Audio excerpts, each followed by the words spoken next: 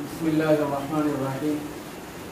الحمد لله وكفى وسلام على عباده الذين اصطفى أما بعد. فأعوذ بالله من الشيطان الرجيم. بسم الله الرحمن الرحيم. وسارعوا إلى مغفرة من ربكم وجنة عرضها السماوات والأرض أعدت للمتقين. محترم ذی اثر شخصیات، عزیز دوستوں اور بزرگوں، جیسا کہ ابھی آپ حضرات نے تفصیلی بات سماعت فرمائی، آج کے اس اجلاس کا مقصد دراصل ربیع الاول میں منعقد ہونے والے عظیم الشان جلسہ سیرت النبی کے انتظامات اور مختلف امور کی تفویض کے لیے اس جلسے کا انعقاد رکھا گیا ہے۔ ہم سب جانتے ہیں کہ نبی رحمت صلی اللہ علیہ وسلم کی ولادت باسعادت ربیع الاول کے مہینے میں ہوئی۔ ربیع عربی میں موسم بہار کو کہتے ہیں۔ آج سے 1400 سال پہلے عرب کی ویران وادی میں سدا بہار پھول کھلا تھا، جس کی خوشبو اور مہک سے ساری کائنات معطر ہو گئی تھی، دلوں کے خلوت کدے روشن ہو گئے تھے۔ جناب رحمت للعالمین صلی اللہ علیہ وسلم کی تشریف آوری پر ظاہر ہے رسول اکرم صلی اللہ علیہ وسلم کا اس دنیا میں آنا اور آپ نے حضرات صحابہ پر جو محنت فرمائی، ان کا تزکیہ نفس فرمایا اور اس کے نتیجے میں ایمان پھیلا، اسلام پھیلا، دنیا کے ہر کونے میں آپ جہاں بھی جائیں گے اور مسلمان نظر آئیں گے۔ یہ رسول اللہ صلی اللہ علیہ وسلم کا بہت بڑا صدقہ اور آپ کا تحفہ ہے۔ چونکہ ربیع الاول کے مہینے کی آمد بالکل قریب ہے، اس سے پہلے بھی ہمارے محلے کے بعد حضرات نے خواہش کا اظہار کیا تھا گزشتہ سال لاک ڈاؤن میں کہ ایک بڑے پیمانے پر سیرت النبی کے جلسے کا انعقاد کیا جائے، لیکن حالات سازگار نہیں تھے۔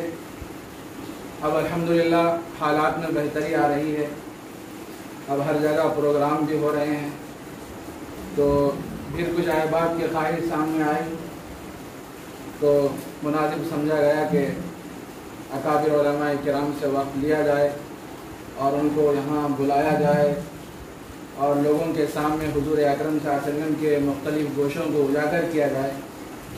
اس نیت سے ہم نے فون پر رابطہ کیا اور 2 اکابر علماء کرام کا وقت بھی ہم نے لیا ہے۔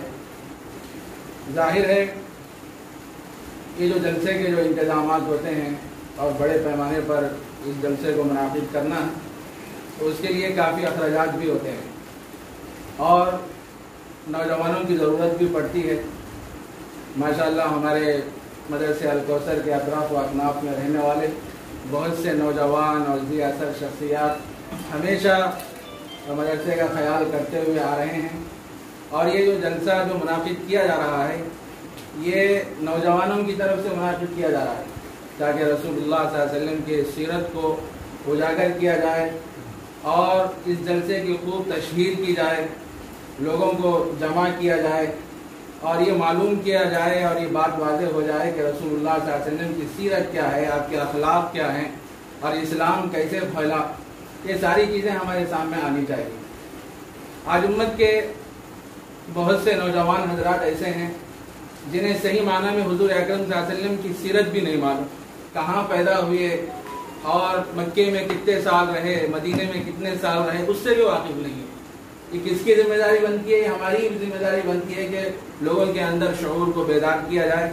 تو اس سلسلے میں ہم نے فون پر رابطہ کیا اور جلسے کی تاریخ بھی متعین ہو گئی ہے۔ تو آپ حضرات کو یہاں پر بلانے کا مقصد یہ ہے چونکہ آپ کو مدرسے سے غیر معمولی محبت ہے اور بڑی دلچسپی کا اظہار کرتے ہیں۔ ماشاءاللہ اللہ تعالیٰ نے آپ کو دولت سے بھی نوازا ہے اور بہت سارے کاموں میں آپ حضرات آگے بڑھتے ہیں، क्योंकि एक बहुत बड़े पैमाने पर इस जलसे को इनेकाद करना है और उसकी तैयारियां भी बड़े ज़ोर शोर से करना है। तो आप हजरात से गुजारिश है कि दिल खोल कर इस जलसे के इंतज़ामात के सिलसिले में अपना ताउन फरमाएं। हदीस में आता है, नबी करीम सल्लल्लाहु अलैहि वसल्लम ने इरशाद फरमाया, मन दआ इला हुदन, जो शख्स किसी हिदायत की तरफ किसी आदमी को बुलाता है तो बुलाने के नतीजे में वो आदमी राह रास्त पर जब आ जाता है तो बुलाने वाले को भी सवाब मिलता है, और जो आदमी राह रास्त पर आया और उसके जरिए से बहुत से लोग राह रास्त पर आए, उसका पूरा सवाब बुलाने वाले को मिलता है। तो जाहिर है जो हजरात इस जलसे में अपनी ज़हनी, फिक्री और खिदमत के एतबार से, माली ताउन के एतबार से जो भी पेशकश करेंगे, अल्लाह तबारक व तआला उसका बहुत बड़ा सवाब उनको अता फरमाएंगे।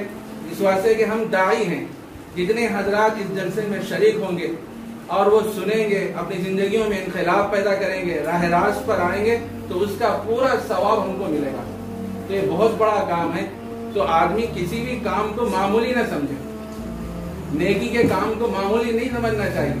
आज हमारा ज़हन ऐसा चल पड़ा है, हम ये समझते हैं कि जब अल्लाह के रास्ते में खैरात का और कुछ देने का मामला आता है तो हम ये समझते हैं भाई मस्जिद का ताउन करें, मदरसे का ताउन करें या किसी और रिश्तेदार का ताउन करें। करना चाहिए, बहुत अच्छी बात है, बहुत बड़ी खिदमत है, लेकिन ऐसे जलसों का इनेकाद करना, उसमें आगे आगे रहना, पेश रहना और अपने से जो कुछ भी हो सकता है जिस्मानी एतबार से, फिक्री एतबार से, जहनी एतबार से अल्लाह ने माल की फरावानी अता फरमाई है, तो वह हजरत आगे बढ़ें और एक एक जिम्मेदारी को कबूल फरमाएं। तो जाहिर है जितने हजरत इस जलसे में शरीक होंगे सबका सवाब हमको पहुंचेगा। तो हमको ये काम बड़े एहतमाम से करना है और बड़े रग़बत के साथ, बड़े शौक़ के साथ हमको आगे बढ़ना है, खुद भी आगे बढ़ना है, दूसरों को भी इसकी तरगीब देना है। और जहाँ जहाँ तक हमारी रसाई है, जिन जिन से हम मुलाकात कर सकते हैं, इस जलसे की खूब तशहीर करें, अतराफ व अकनाफ में भी इस बात को फैलाएं, ताकि लोग ज़्यादा से ज़्यादा यहाँ पे आएँ और सीरत के उन्वान से जो बातें हमारे सामने आएंगी उसको सुने और अपनी ज़िंदगियों में इनकलाब पैदा करें। तो इसलिए ये जलसा, ये जो इजलास है उसको मुनाकिब किया गया है ताकि कुछ जिम्मेदारियाँ उसकी तफवीज़ की जाएँ और इंतज़ामात के सिलसिले में कुछ मशवरे भी आप हजरात से लिए जाएँ। इस सिलसिले में ये आज का इजलास मुनाकिब किया गया है। तो जाहिर है जलसे के जो अखराजात हैं, जो इंतज़ामात हैं, उसकी भी थोड़ी सी मैं आपके सामने वजाहत कर दूँ। एक तो ये है कि जो हम जलसा रख रहे हैं, बाद मगरिब जलसा तय हुआ है, ज़ाहिर है नमाज के फ़ौरन बाद जलसा शुरू हो जाएगा और उसके बाद तकरीबन 2-3 घंटे तक ये प्रोग्राम चलेगा। गालिबन 9:30-10 बजे तक तो ये प्रोग्राम चलेगा। अब जितने लोग मर्द और ख़वातीन यहाँ सुनने के लिए आए हैं, सबके लिए खाने का इंतज़ाम करना है। ये बहुत बड़ी जिम्मेदारी है। अल्लाह करे कि हम जिस मकसद को लेके आगे बढ़े हैं, अल्लाह उस मकसद में कामयाबी अता फरमाए और जुमला शुरू फितन से अल्लाह हमारी हिफाजत फरमाए। और जो हजरात यहाँ बैठे हुए हैं खुद भी इस तरफ तवज्जो करें और अपने 2 साहिबाब को भी खूब इस तरफ तवज्जो दिलाने की फिक्र और कोशिश करें।